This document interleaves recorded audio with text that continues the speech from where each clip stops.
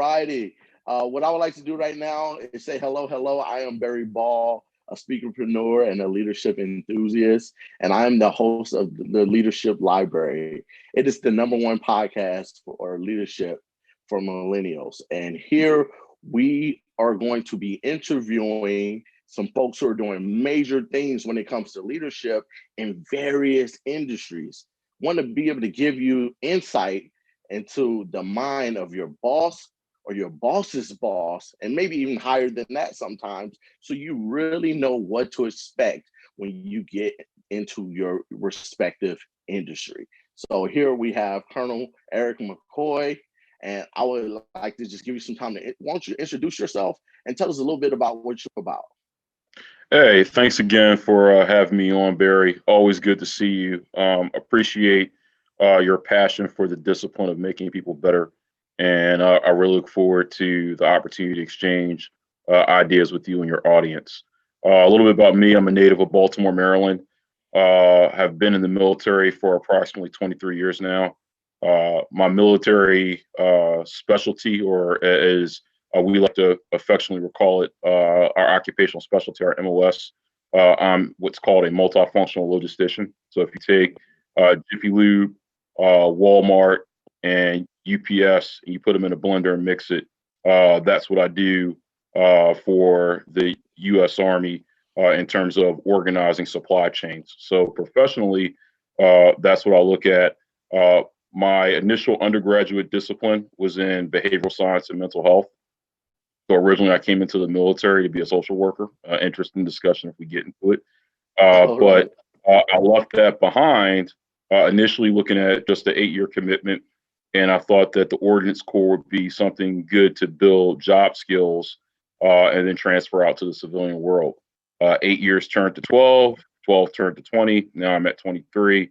And while my professional discipline is in the field of supply chain management, my personal interests still revolve around human potential, human development, leadership development, and how we can organize teams better to accomplish tasks in the workplace, either in service to the business or in service to the communities that we operate in. So over time, I've looked at mentorship a lot in terms of effective leadership principles, how people lead among teams, whether those leadership roles are split out among the team or they reside within the leader, and then what are the right attributes that we want to seek. So it's ironic in terms of looking at leadership and guidance for millennials, how millennials think, how millennials are motivated, how post-millennials think and are motivated, and how does that impact what we see for leadership in the workforce of tomorrow. So that's what excites me outside of hobbies and doing stuff with my family. So really looking forward to our conversation on what your audience can expect out of their workplaces. All righty. Wow, that is so powerful. I just want to say right now, I'm so glad to have you, and I'm looking forward to this conversation too. So that last snippet of what you said when you were talking about millennials, what they bring to the workforce, how they show up, and how you've experienced them. Can you tell us a little bit about that?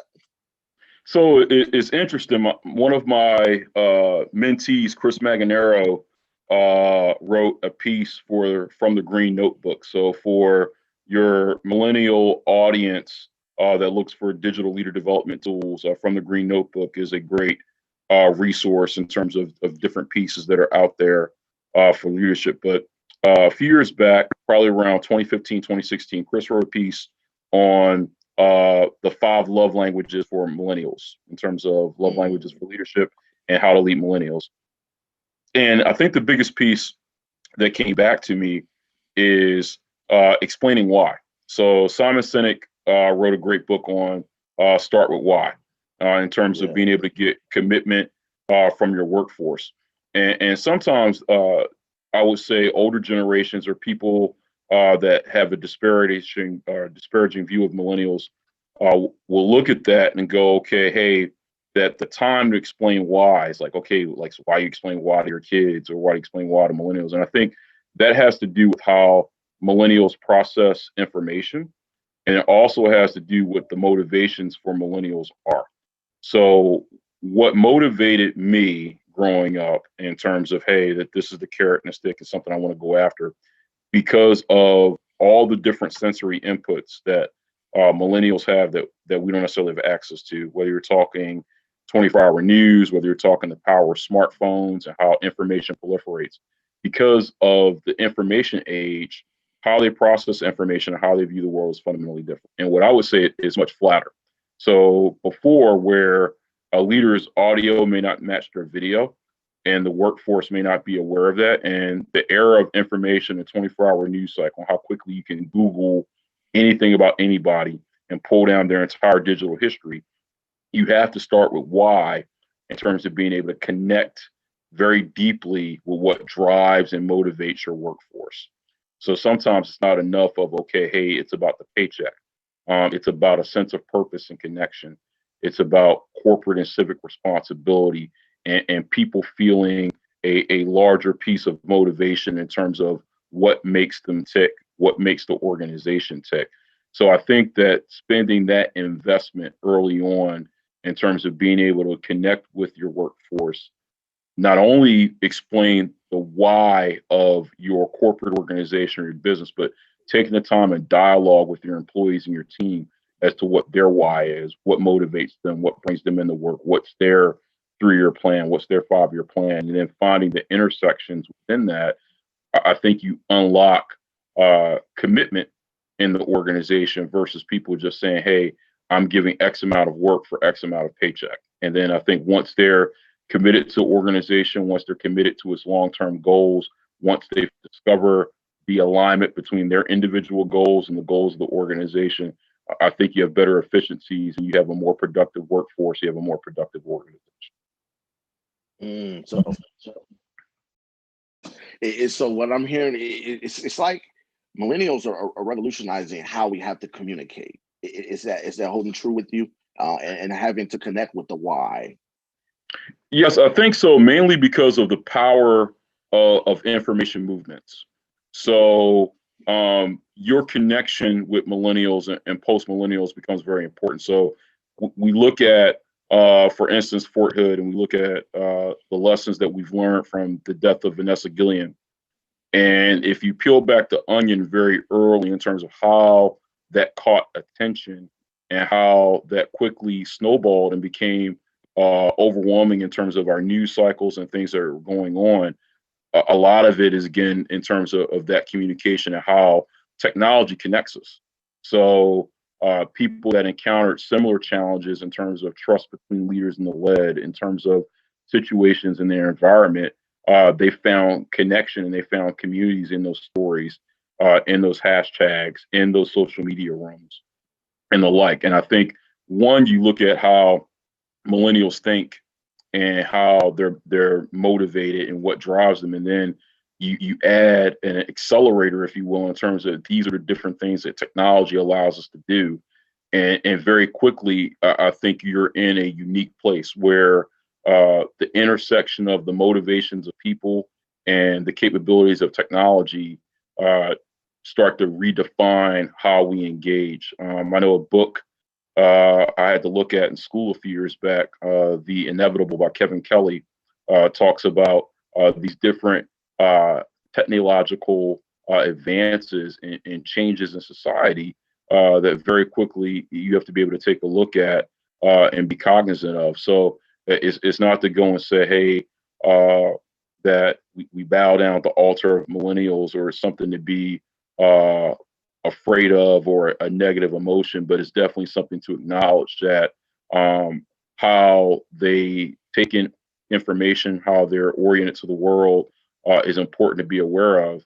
And then just as we gain information from that, they should be able to gain perspective from us. So trying to find where those gaps are and how we can take on the experiences of baby boomers, of Gen Xers, or Gen Yers in terms of trying to find the connective tissue to be able to work together.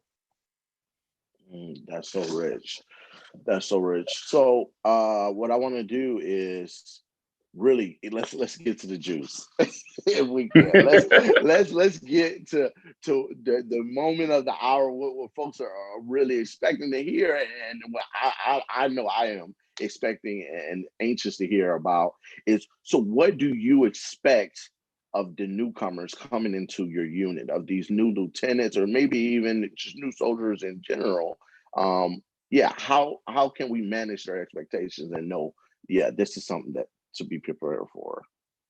So the piece I used to give to my lieutenants and vice that try to help people capture things. I'm pretty sure you probably heard of this during your time at West Point, your first unit. Something I plagiarized from previous bosses a while ago. They talk about the 3 C's: character, competence, and commitment, and how you frame that in the post-millennial environment.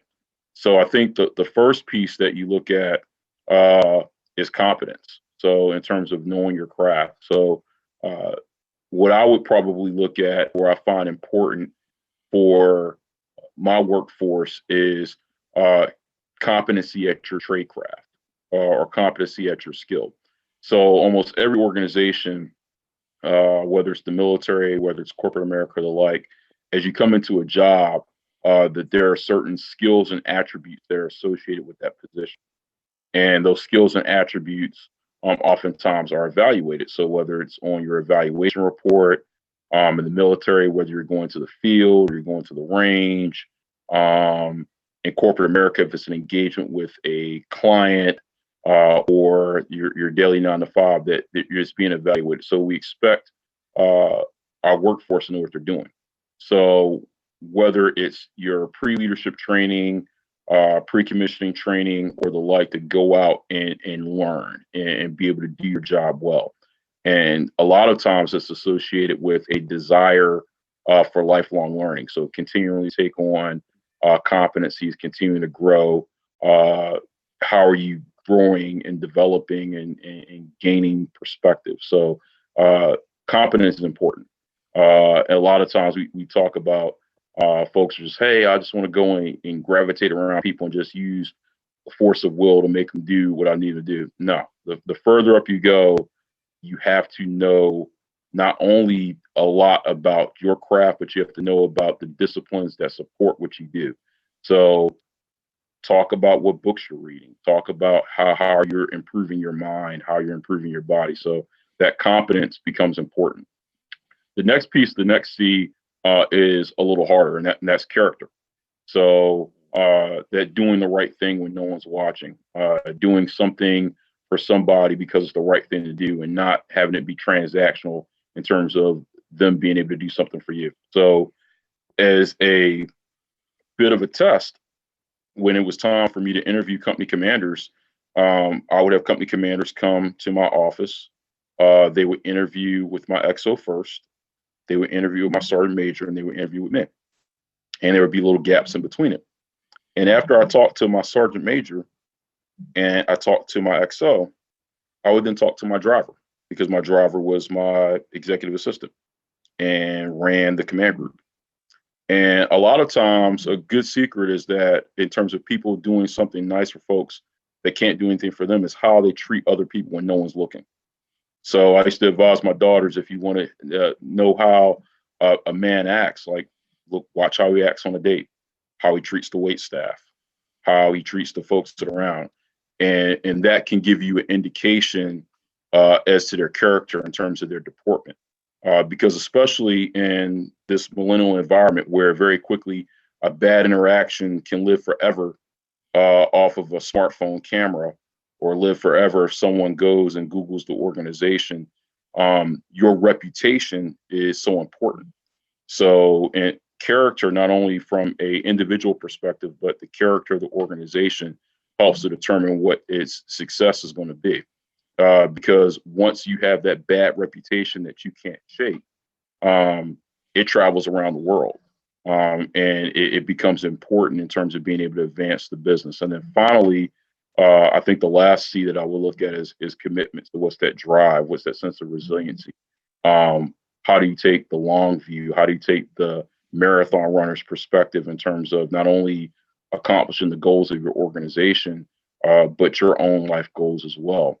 So when I talk to or I look at folks, I look for, hey, your competency, your character, and your commitment. And as we start to lay out what their growth path is in the organization, I try to affirm that, hey, how are you improving in the 3 C's?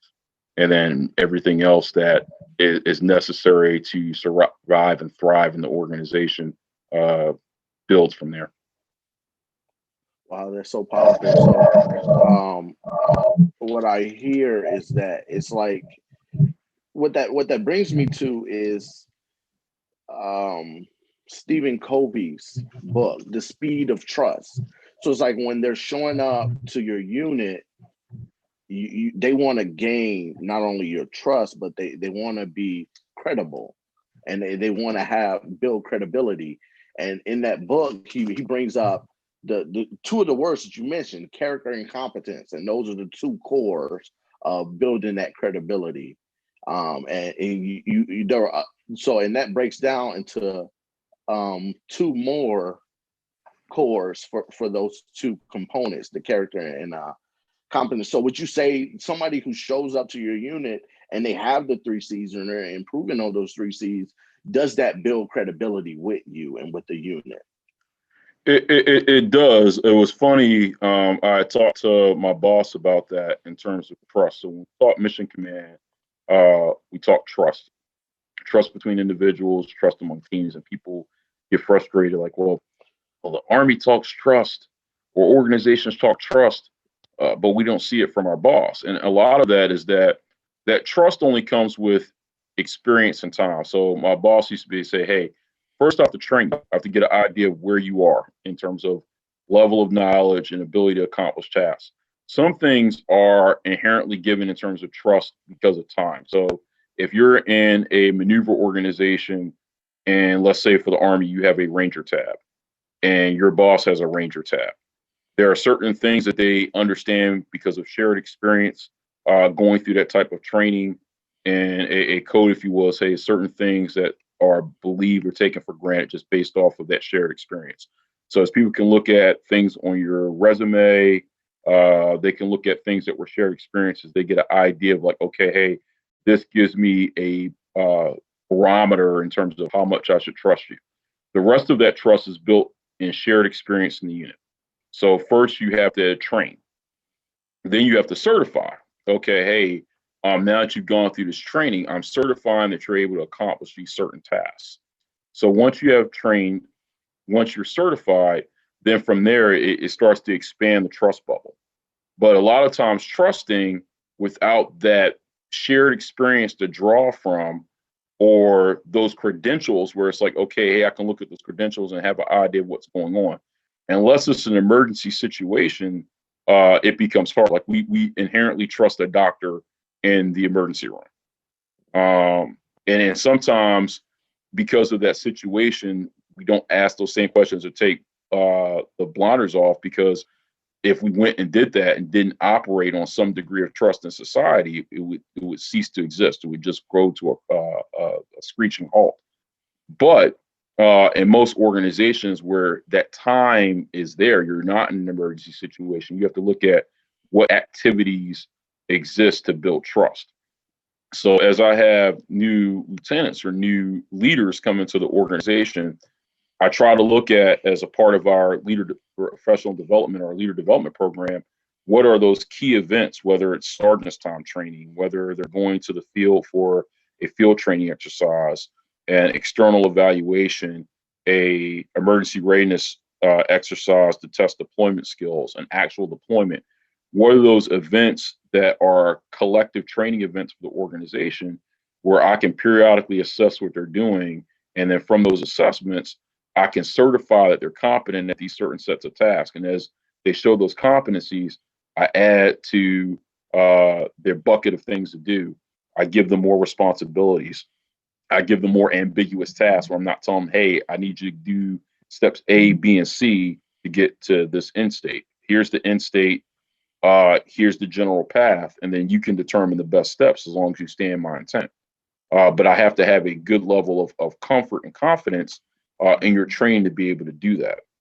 So I think that's how it works. And sometimes you may see it where a boss may not necessarily articulate it. So you have to look at those things and kind of ask those questions for yourself. How do I build trust, not only with my boss, but with my organization? I remember reading in the old Army Officers Guide, no lieutenant has had their platoon go and all of a sudden magically put the platoon leader on their shoulders and carry him off. You hear music in the background, like Remember the Titans. Never goes down like that. Sometimes it goes down at a unit function. Hey, Lieutenant, you're okay. Or they invite you to do their reenlistment, or they introduce you to their loved ones. It's at that point where you're in, that you get it, that you're part of the platoon family, that they've accepted you in the same way you've accepted them, that they seek your mentorship. They talk to you before PT, that they engage you. And as people engage you and you have that shared meaning, I think that's where the trust starts to grow. But it's not this blinding flash of the obvious. And a lot of that just takes that investment of time in terms of being able to demonstrate and show your competencies. And I think that's how you build trust. Wow. So it sounds like many things in life, building that trust, building that credibility, it's a process, right? So what would you say was the process that you initially went through navigating the same thing, and how did you navigate that space? So if I go back to being a lieutenant, I think the thing I remember the most about it, my first duty assignment was Fort Polk, Louisiana. And growing up in Baltimore is a bit of a culture shock to see Western Central Louisiana. And I remember getting to the unit right away, and my boss was like, hey, we're taking North Fort, and our maintenance company was tasked to turn it into Bosnia in terms of laying concertina wire, filling sandbags, and turning it into a base camp to certify units before they would go to Bosnia.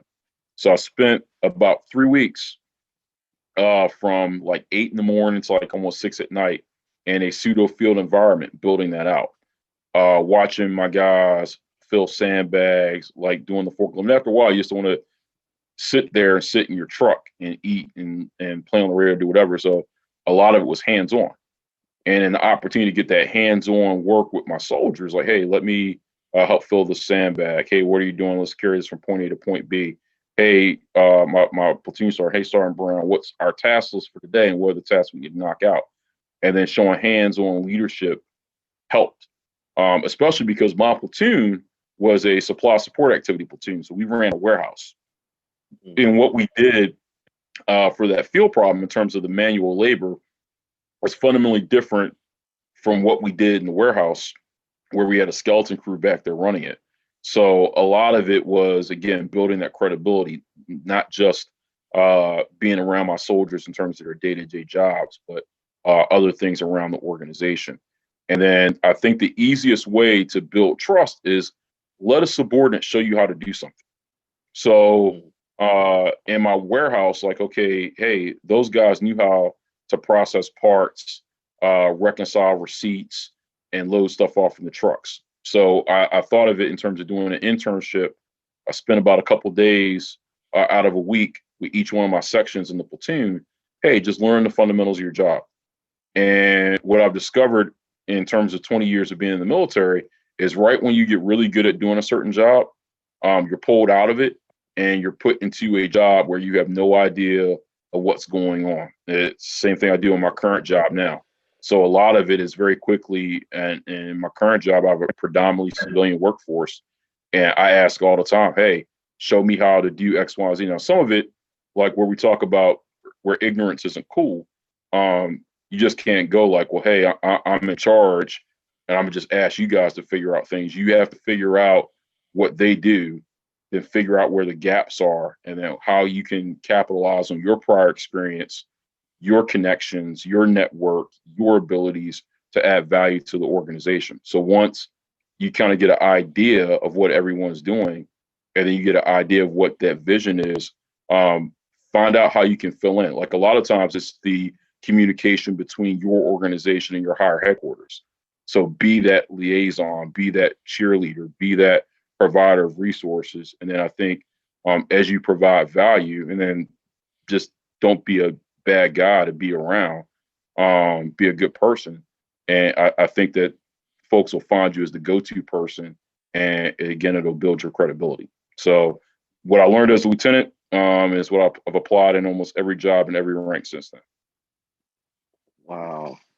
Yeah, I love that you continue to use what you learn and build up off of it.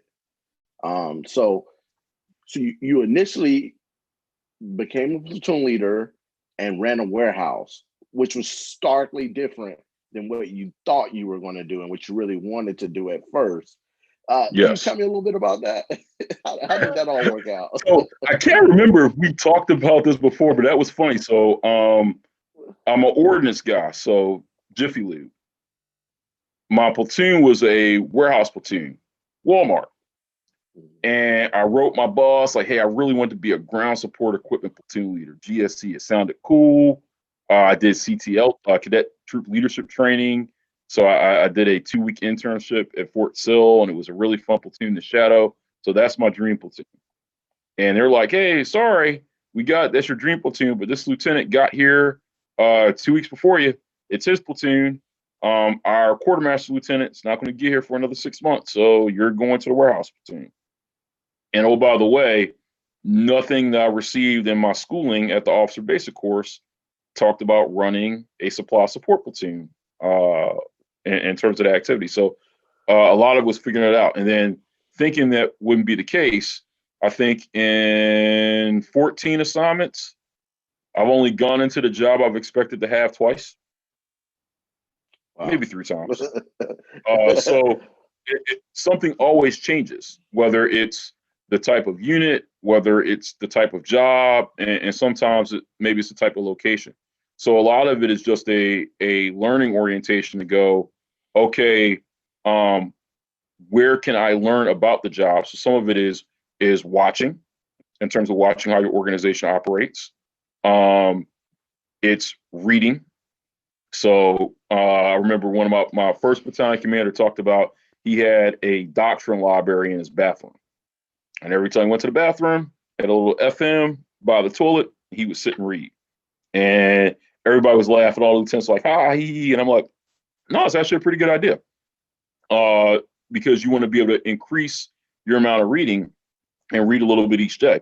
So whether it's in your bathroom, whether it's by your nightstand, whether it's audible that you listen to while you clank weights or you run, but every day you should be learning something about your craft or your profession. And what I've discovered over time, every great leader I've had, every great boss I've had is always well read.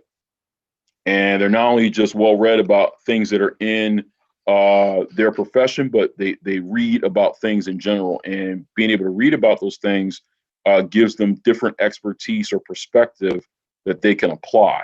So while they may be limited by their experience, when they take on the experiences of these authors and these different books that they read, whether it's fiction, whether it's nonfiction, whether it's sports, whether it's history, now they're exponentially increasing their experience base to the experience base of every author that they've read, people talking about those readings and their interactions and lessons learned. And it gives them a wider range of experiential knowledge to draw from to solve problems. So in that, when I went to this place and say, hey, you're not necessarily familiar with the job.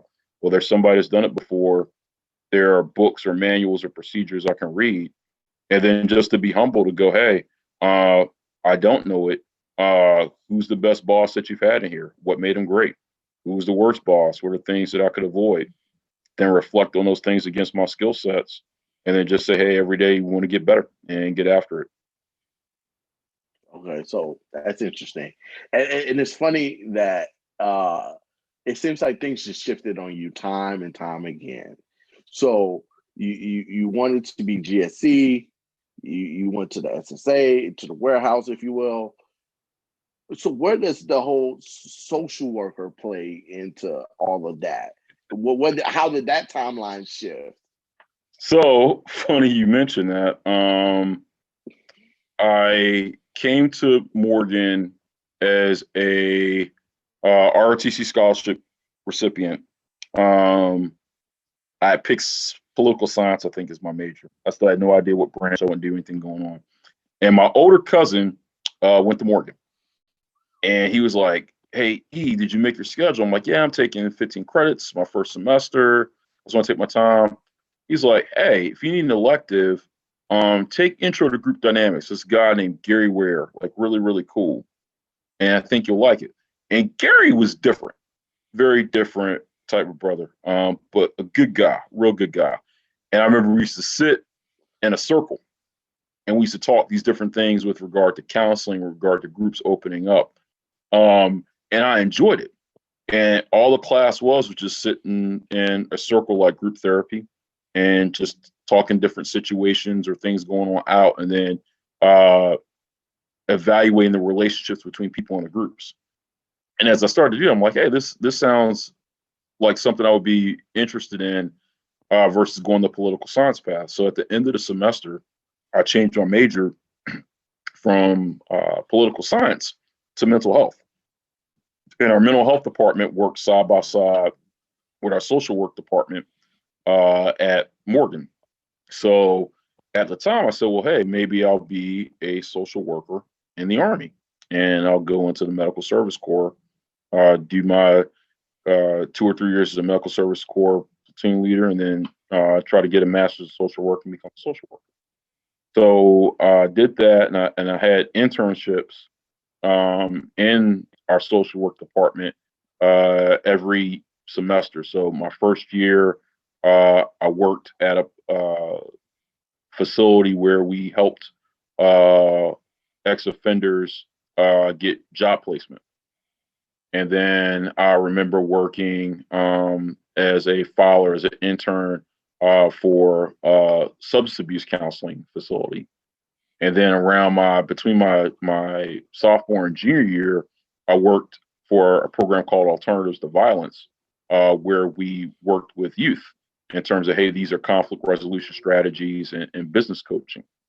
So between my junior and senior year, I was going to go into counseling or assistance for domestic abuse. And it took me down an interesting path in terms of that perspective of social work and of counseling. And I said, I don't know if I want to do this. And I did my cadet troop leadership training. We were at a maneuver base, so all my peers went to field artillery organizations. They're like, hey, well, we've got this slot to an ordnance unit. And one of my mentors in ROTC was the ordnance officer at the time. So I'm like, I'll try this out for a couple of weeks, see how it was. And it was fun. Soldiers had a lot of energy. The warrant officers were talking about, hey, this is what we're working on, fixing or trying to make happen to support the units. And it was my first real life introduction to the Army outside of what I saw in ROTC or what I saw at my summer camps. And it was fun. And now part of it, hindsight being 2020, I'm pretty sure most units would have been like that, independent of branch. But it was my first time seeing ordnance. I really, really liked it.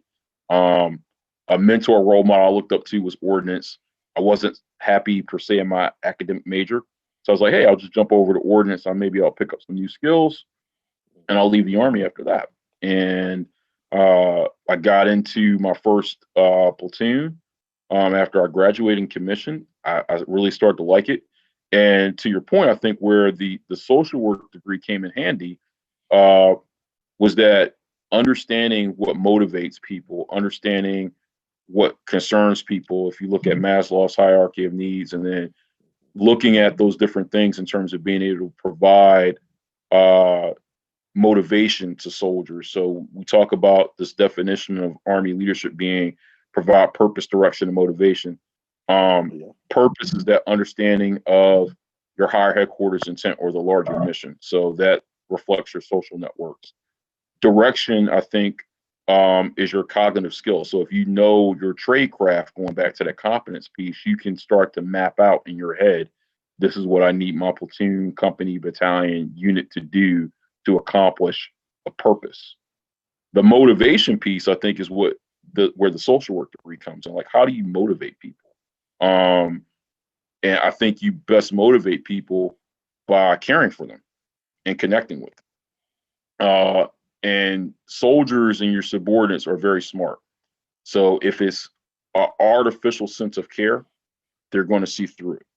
If your audio doesn't match your video, especially about leading millennials where your life is in a glass bowl on display, they'll catch it.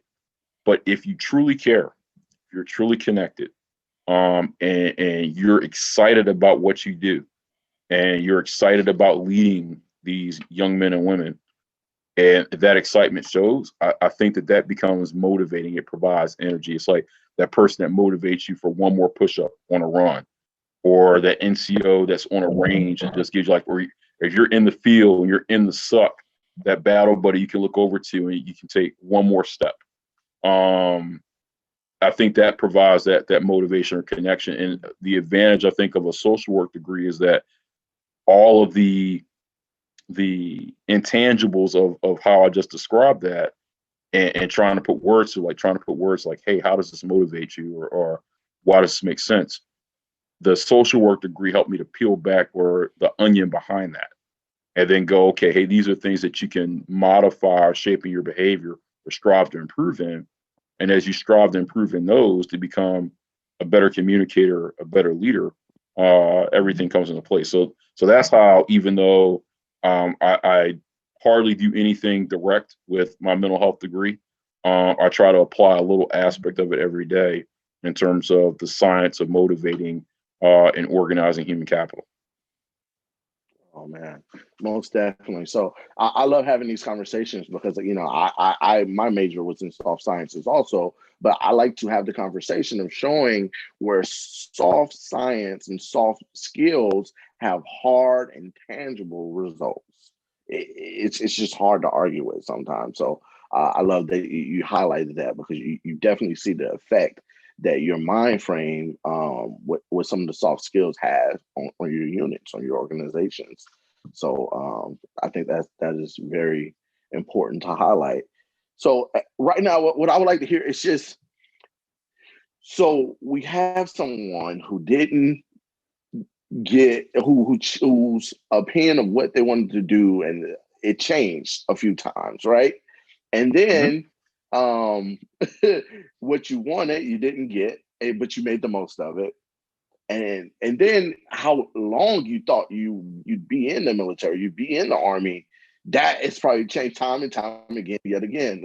So what has your journey been like? And what are some major lessons that you've learned along the way that you would like to pass on?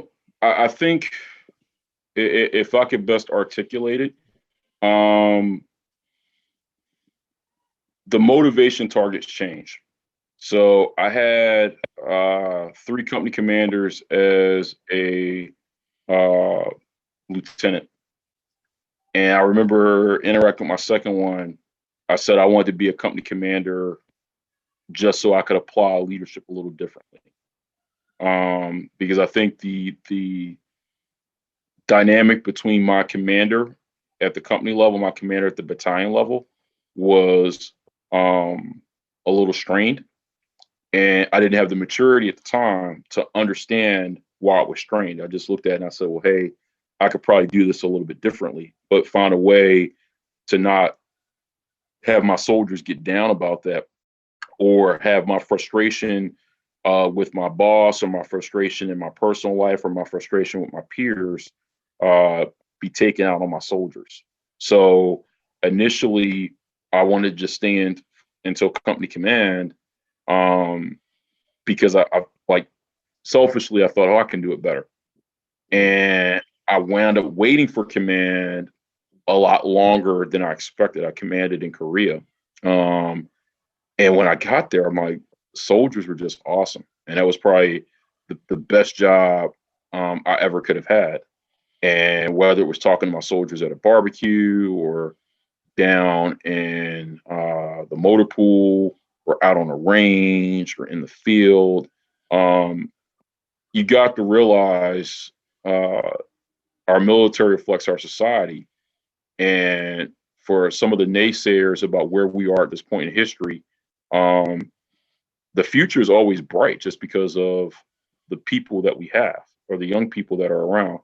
And I remember one of my mentors told me a long time ago, no one joins the Army and recites the oath of enlistment or for officers the oath of appointment. Nowhere in any of those oaths is a direct or implied statement to be mediocre. Nobody swears an oath to be mediocre. Everybody swears an oath to be aspirational, to be better than what they are, or to strive for something high.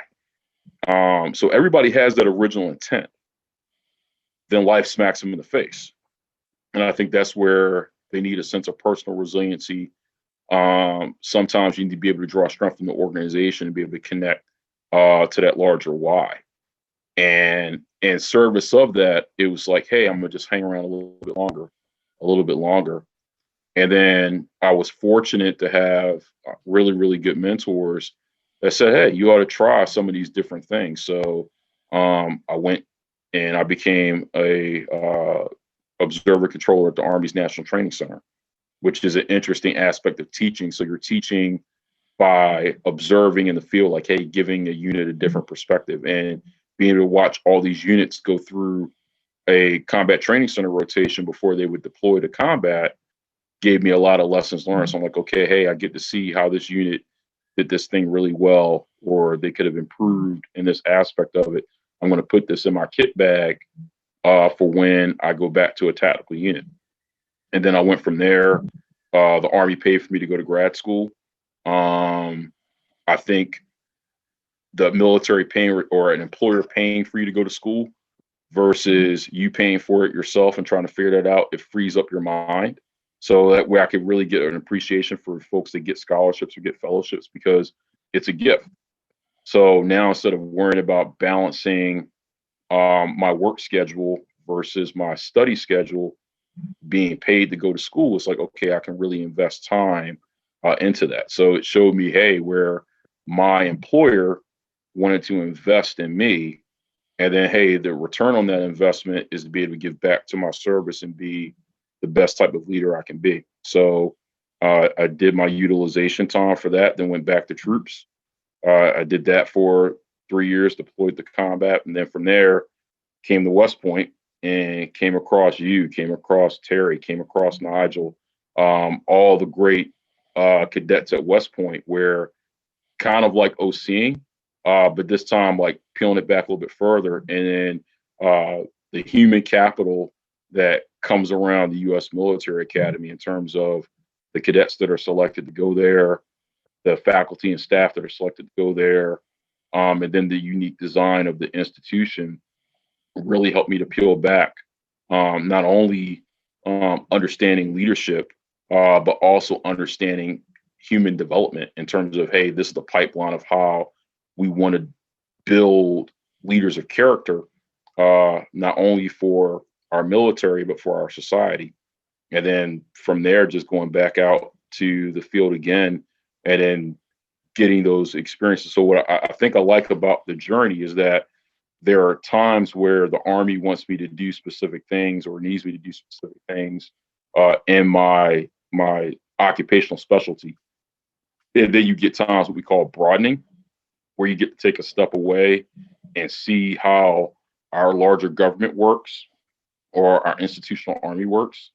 And then again, being able to, after that step away, and where that oftentimes becomes a break or a respite for the family, it recharges everyone's batteries and you're able to get back into the grind. So I've noticed that that's been the ebb and flow of my career over time. And our family's grown to like and enjoy that in terms of being able to take those steps away, reflect and grow, and then be able to get back into the fight, if you will, and give back to the institution or apply what we've learned. So it's been a good experience.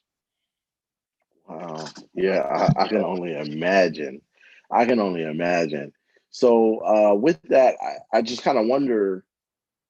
So now that you've opened up the journey to us, and we see where you are now, what would you say that you struggle with now? because I want to be able to allow the leaders to see where the possibility of them going. So what would you say? What is a challenge for you now versus what was a challenge when you were a new lieutenant, or the typical challenge that new lieutenants go through? I think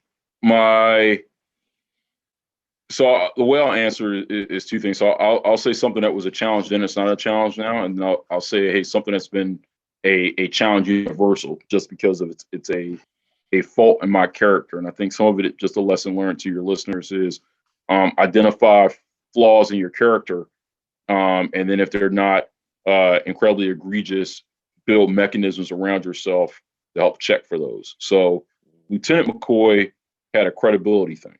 So I'm new to the unit. No one knows my commissioning source.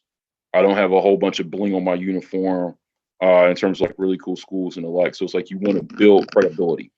And I remember someone telling me competence is the rank equalizer. So if you're the most competent officer, you're the most competent person on the team, after a while, the trappings of rank or position are secondary to that expertise that you can provide. So a lot of initial friction I had, and I used to come home boohoo to my wife, who's my fiance at the time. I don't know why my warrant officers don't like me. The lieutenants looked at me funny. One of my warrant officers wants to fight me. And I think I was trying too hard in terms of that credibility. So your credibility will come in time. Don't necessarily force it. Just look for those opportunities to shine. So as I moved up in rank and your reputation precedes you, a lot of times your credibility will speak for itself. So I remember leaving battalion command, and I went to go and be the chief of logistics or chief of sustainment for the 25th Infantry Division in Hawaii. I remember my chief of staff told me, "Hey, Eric, welcome. 4 leaders called me about you. We're excited to have you." And I'm like, "What do you mean 4 leaders called you, sir?" He's like, "Yeah, I had 4 senior leaders in the Army call this week talking about you coming." To this day, don't know who they were. Don't know if he was pulling my chain.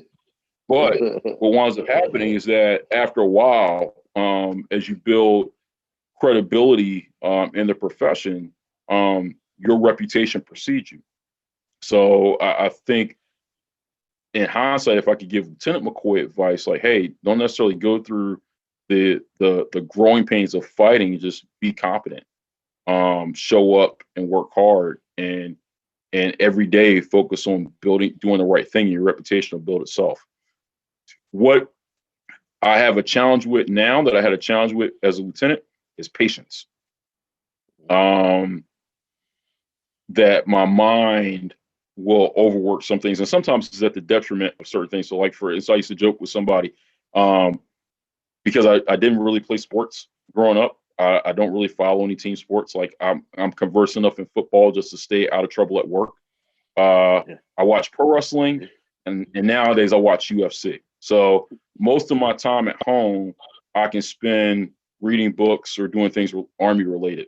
But as a result, I get impatient, and I won't wait for a response from somebody. Or like, hey, it's not working fast enough, so I'm going to call HRC again to get an update on something that's going on. Or I want to ping my higher headquarters on where this award is. And sometimes, the difference between, okay, being that go-to lieutenant and being a pain in the butt. Well, I think that reflects my attention deficit in terms of being able to deal with patience.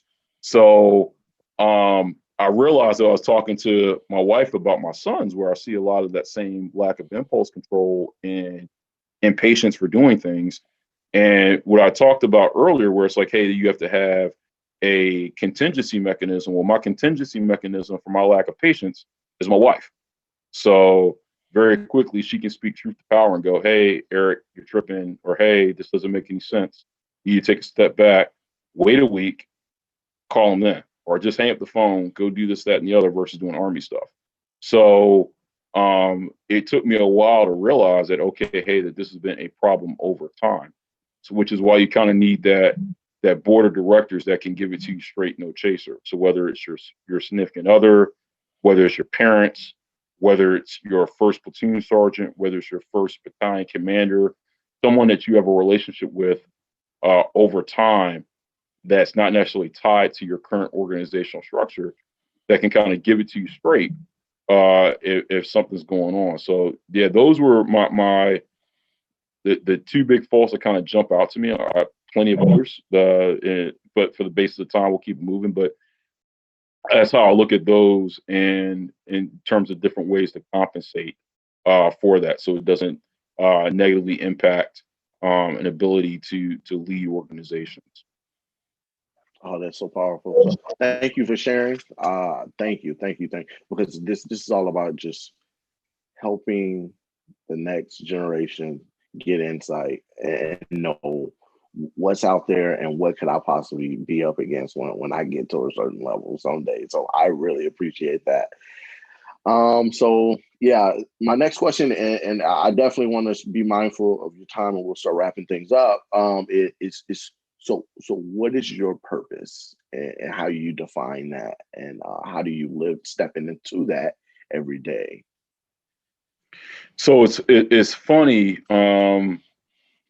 I didn't realize I went through a leadership workshop when we were at West Point on authentic leadership, and they kind of asked to get out of the workshop because I remember it was snowing, it was crazy. You have to have a purpose statement, and I remember I was like trying to think of something that was catchy, and it went back to something I heard from a boss of mine, and something in comics we call retroactive continuity, where it's something that comes up and you're like, hey, this was always my purpose statement. I think a modification of that was this was my purpose statement, and I never realized it until that moment where I had to go and put words to it. So I would say my purpose statement is to expand the art of the possible for people that I serve. So in that, when you look at logistics, a logistician in terms of supply chain, we want to be able to expand options for the commander. So you want to be able to give them prolonged endurance, freedom of maneuver, and extended operational reach. So you want to expand his options. So if he's got a full round of ammunition, vehicles are fueled up, soldiers are rested, he can do A, B, C, and D, versus if he's short on any of those, he's limited to just A and B. So and the purpose of my job is like, okay, I want to expand the art of the possible for my customers. From a human dimension, or from a human potential dimension, you want to help people grow. So expanding the art of the possible is helping people grow, and helping people grow gives me purpose, because a lot of times I think we chase the wrong things, that when we all transition from this plane, we don't have anything to show for it. So your cars don't go with you. Your material acquisitions don't go with you. You're remembered by the people that you've touched, the folks that you've taught, investing in your kids, investing in your grandkids, investing in your nieces and nephews, investing in the people that you love and care about.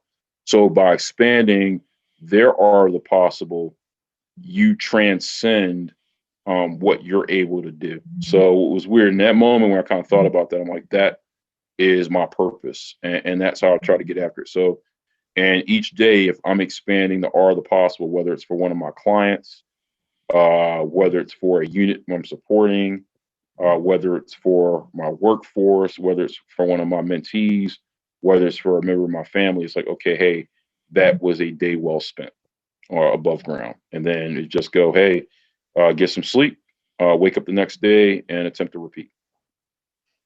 Wow, that's so deep. I'm gonna need you to break that down for me. So expand the R of the possible. Expanding the art, A-R-T, of the possible. Oh, the R. So R. Okay, yeah, got yeah, it. no Got worries. it. So Yeah. my old boss, when I worked in the Joint Staff J4, Lieutenant General Chris Christensen, used to say that when we talked about logistics, he's like, hey, you're expanding the art of the possible for the warfighter.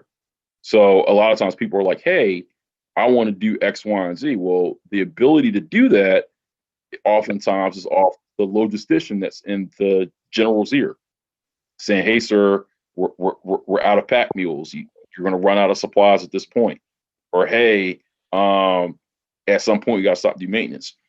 So a really good logistician expands his commander's art of being able to do the different things that he wants to do.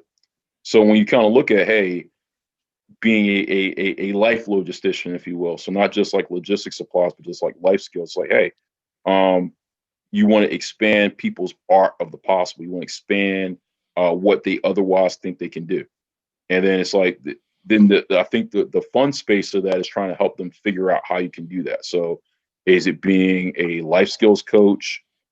Is it providing a certain type of material? Is it being able to assist with reflective capacity? So then just trying to figure out, hey, how can I help make you better? How can I help expand what you're able to do? And then it just grows from there. Wow. Okay. Thank you. Thank you. Thank you. Okay. So, like I said, yeah, I'm one of those people. When I say let's wrap it up, I really mean it. I ain't gonna take it on and on and on. But I just I want to thank you for just dropping gems tonight. So thank you, thank you, thank you. Is there anything that you would like to add that I may have missed right before we get out of here? No, Barry, I definitely appreciate it. Probably in the last minute, what I would tell your folks, I mentioned from the Green Notebook before. One of the things I've recently picked up on is I'm working as a senior fellow for the Army Center for Junior Officers. For folks back in the day that are pre-millennials, remember as the Cow Doll, or the folks that made companycommand.mil, platoonleader.org. Lots of great information there. So if you just Google Center for Junior Officers, if you're in the profession and you're looking for ways to improve as a leader, lots of great things for Army officers out there, and you can be excited for a lot of the programs that myself and the other fellows are going to come up with for the force over the year. So I would definitely encourage everyone, if they get a chance, to go check that out. And again, thanks so much for the time, Barry. Really appreciate it. I'm excited to see how your platform grows in terms of helping your audience expand their art of the possible as well. Most definitely. And last thing, if anything you said, which I know it will, resonates with somebody, how can they reach out to you to continue a conversation or something like that? Sure. So the easiest way, I'm glad one of my mentors was like, hey, you don't want to have one of those crazy emails like hot like fire 63 at Yahoo. So real simple. Eric.andrewmccoy at gmail.com, MCCOY. I like the real McCoy. So if you hit me up there, I'm all about flat comps. Happy to help out your listeners or get them connected with the right people. Most definitely. Thank you, thank you, thank you. All right, folks. So this is the Leadership Library. This is what you can expect. We are going to be engaging with some powerful folks who are doing wonderful things as leaders to get insight and help you understand what is expected of you before you arrive to your respective industries. So most definitely, I am Barry Ball. It has been a pleasure. Much love.